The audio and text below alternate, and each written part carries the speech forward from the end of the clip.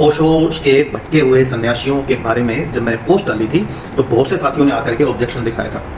एक तो हमें ये लगता है कि हम लोग ने कुछ ज़्यादा जान लिया है, हम लोगों ने कुछ ज़्यादा पढ़ लिया है और पढ़ने के बाद जो हमने जान लिया है वो दुनिया जान ही नहीं सकती। ओशो के ऐसे बहुत से सन्यासियों हैं जिन्होंने ओशो को पढ़ लिया है और पढ़ने के बाद उनको ये भ्रम हो गया है कि उनसे ज़्यादा कोई नहीं जानता। कुछ तो ऐसे मिलते हैं जो ये समझते हैं कि ओशो भी उनके सामने कुछ नहीं था, हमने तो बहुत कुछ ज़्यादा जान लिया है। चलिए, आपने जो भी जान लिया अच्छी बात है, आपको बधाई हो। लेकिन आपने जान लिया है तो इसका मतलब ये तो नहीं है ना कि दूसरे लोग बेवकूफ़ हैं। लोग अक्सर ऐसा रिएक्ट करते हैं आकर के कि बस आपने सब कुछ जान लिया है, बाकी दुनिया को कुछ पता ही नहीं है। और जो भी आदमी आकर के फेसबुक पे अपनी बात रखना चाहता है, कहना चाहता है, कुछ करना चाहता है, तो पता है क्या कमेंट मिलते हैं, इसको क्या पता, ये क्या जानता है, हमने कुछ विशेष जान रखा है, हम कुछ विशेष जानते हैं और इनको वो कभी पता ही नहीं चलेगा जो हमने जान लिया है। बड़ी अजीब बात है। ऐसा क्या आप लोगों ने कौन सा ब्रह्मसूत्र जान लिया है, ऐसा आपने कौन सी रॉकेट साइंस जान ली है जो कोई और आदमी जान ही नहीं सकता। हर आदमी के पास अपना विचार है, हर आदमी की अपनी बुद्धि है, हर आदमी की बात को सुनना चाहिए। ठीक है, किसी ने कोई पोस्ट डाल दी तो आनंद में फानंद में बस ये माइंडसेट कर लिया कि ये लोग क्या जानेंगे।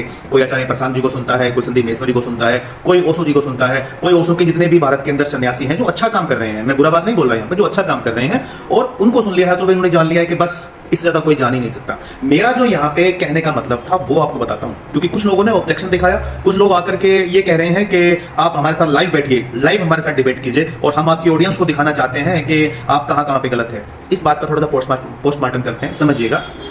जो व्यक्ति आकर के इस बात का हवाला देता है ना कि हम कुछ विशेष जानते हैं वो तुम नहीं जानते और हम तुम्हारे लोगों के सामने तुमसे बात करना चाहते हैं, वो ये समझते हैं कि उनके पास कुछ विशिष्ट ज्ञान है और वो लाइव आएंगे और वे हमारे ज्ञान की धज्जियां उड़ा देंगे, जिससे उनका अहंकार और ज्यादा है ना बढ़ेगा और हमारी बेइज्जती होगी और वो लोगों के सामने हमारा पर्दाफाश कर देंगे कि हम लोग कितने बड़े चीटर हैं, हम लोग कितने बड़े बेईमान हैं। ये मनोदशा से लोग हमारे साथ लाइव आकर के बात करना चाहते हैं।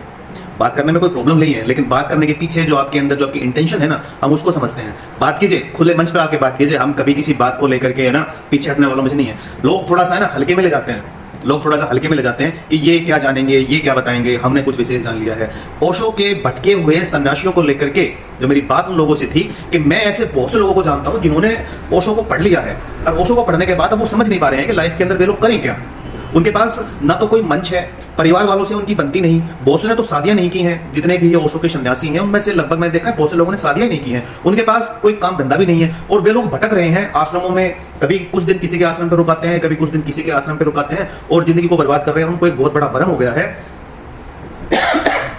उनको बहुत बड़ा भ्रम हो गया है कि उन्होंने ओशो के बारे में बहुत ज्यादा पढ़ के और कुछ विशेष जान लिया है। जो ज्ञान आपको सुख सुविधाएं नहीं दे सकता वो आपका ज्ञान नहीं है, वो आपकी कहीं ना कहीं गलतफहमी है। भटके हुए सन्यासियों के बारे में मैंने ये कहा था।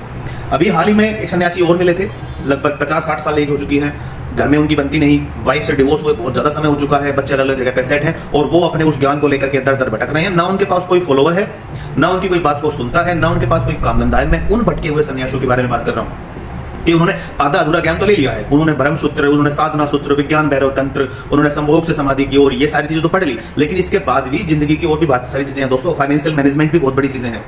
ज्ञान से पेट नहीं भरेगा आपका, आपको कोई प्लेटफॉर्म तैयार करना पड़ेगा जहां से आपके पास अर्निंग आए, उस अर्निंग से आपकी जिंदगी चलती है, उस अर्निंग से आपकी जो रोजमर्रा की जरूरतें हैं वो पूरी होती हैं। खाली ये सब ज्ञान ले जाने से, ये 10, 15, 20, 30, 50 किताबें पढ़ लेने से, 10, 15 शिविर में हो जाने से या ध्यान की मेडिटेशन की 2-4 विद्याएं सीख लेने से आप पैसों से ज्यादा अपने आप को फलीभूत नहीं कर पाओगे और अगर आप फाइनेंशियल कमजोर रह गए तो आप भटकते ही फिरोगे।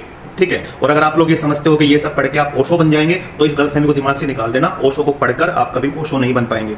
ओशो को जानने के लिए आपको वो सब पढ़ना पड़ेगा जो उन्होंने पढ़ा था। ठीक है, मेरा विचार उन लोगों को लेकर था, इसलिए इस चीज को ध्यान से समझें, कोशिश करें और इस बारे में किसी का कोई विचार हो तो मेरे सामने रख सकता है।